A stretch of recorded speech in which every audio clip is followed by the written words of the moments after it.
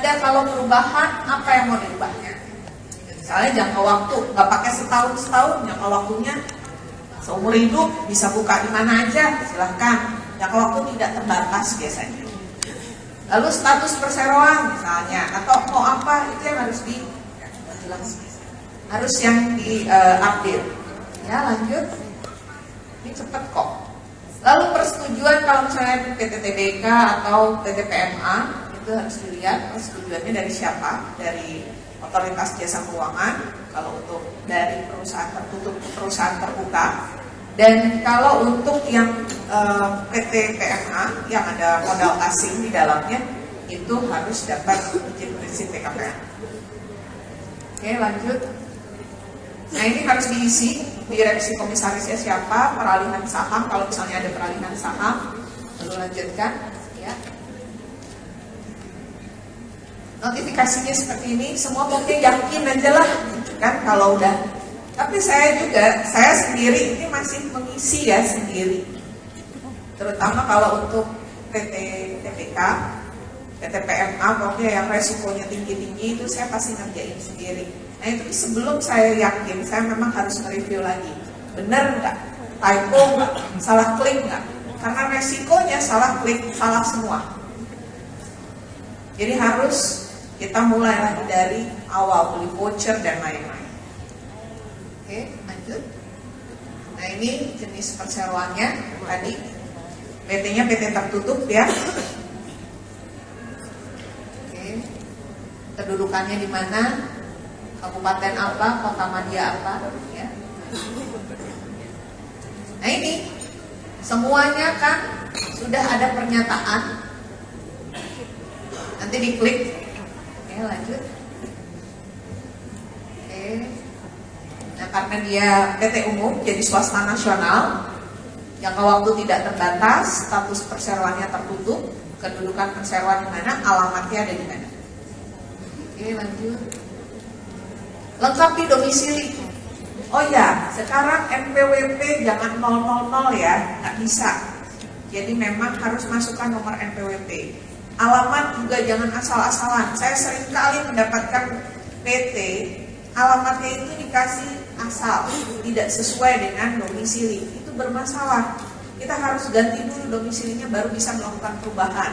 RT RW diisi. Jadi memang dari awal kita memang harus wawancara lah, ngajak ngobrol itu kliennya. Kalau saya kasih form, diisi dengan lengkap, termasuk email, nomor handphone dan lain-lain. Terutama kalau OSS-nya mau kita buatkan juga. Jadi mereka harus sampai kasih login ke email yang untuk mereka dapat perizinan supaya nanti bisa tektokannya cepat. Karena mereka biasanya minta, Bu, OSS sehari bisa sejam pun bisa. Kalau situ semua datanya lengkap. Nggak ada masalah, nggak ada yang susah di sini. Tinggal kita charge mahal. Ya enggak? Makanya jadi notaris harus cerdas, ya enggak? Dan nggak gaptek. Oke, lanjut.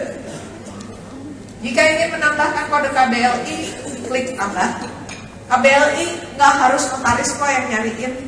Saya selalu bilang sama para klien, kan sudah pakai smartphone semua. Smartphone itu gunanya untuk apa ya? Coba deh buka OSS ini.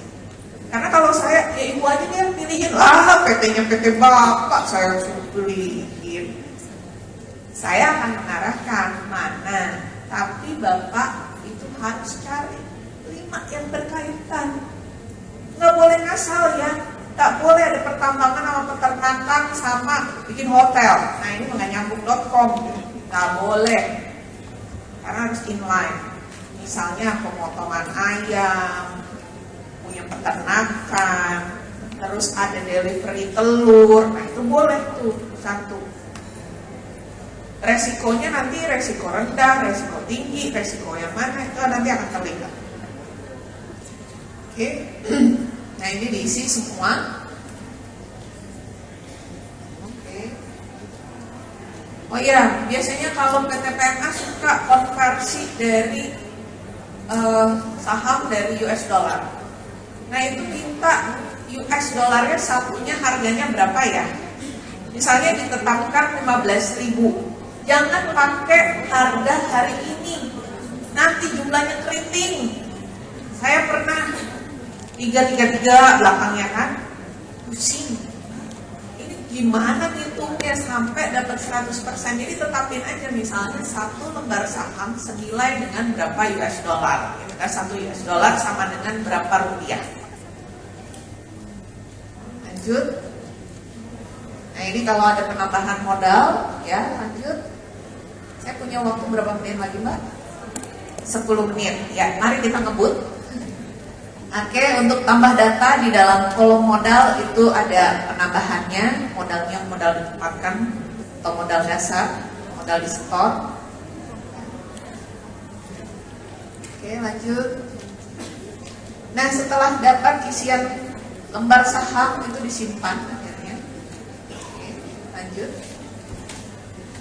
Tambah data lagi, kalau misalnya ada mau lagi yang ditambahkan. Itu di sebelah kanan saya itu ada tambah data, diklik. Oke, lanjut. Semua data ini nggak boleh ngarang. Kalau ngarang nyusahin orang. Notaris selanjutnya yang susah diisi domisili ngarang, itu terjadi sama saya soalnya.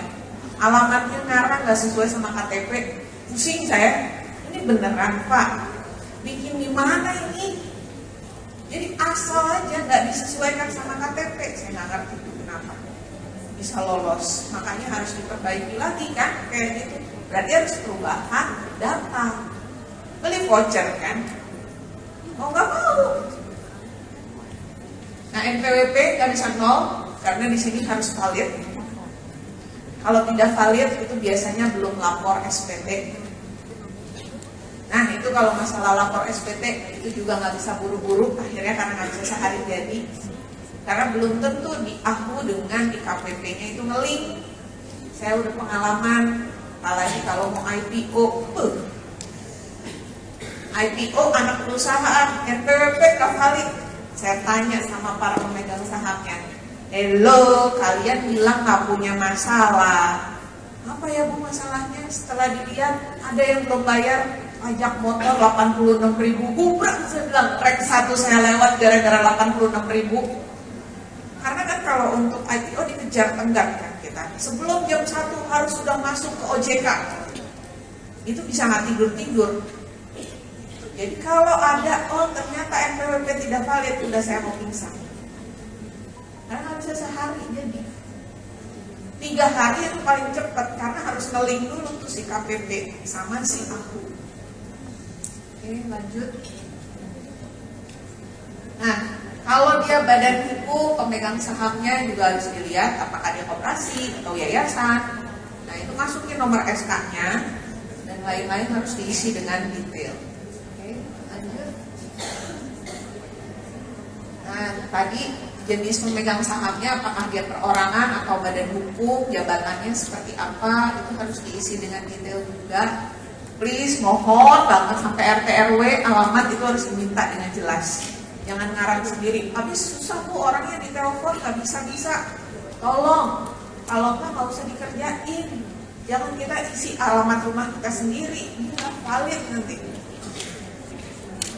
Oke, lanjut. Pernyataan mengerti, dan di sini persyaratan-persyaratannya itu bahwa setelah sesuai dengan undang-undang, maka notaris menyatakan dari pernyataan ini semua tanggung jawabnya pun beralih kepada notaris. Berarti sejak tanggung jawab ini beralih, kita yang punya tanggung jawab sebagai notaris. Ada kesalahan, ya notaris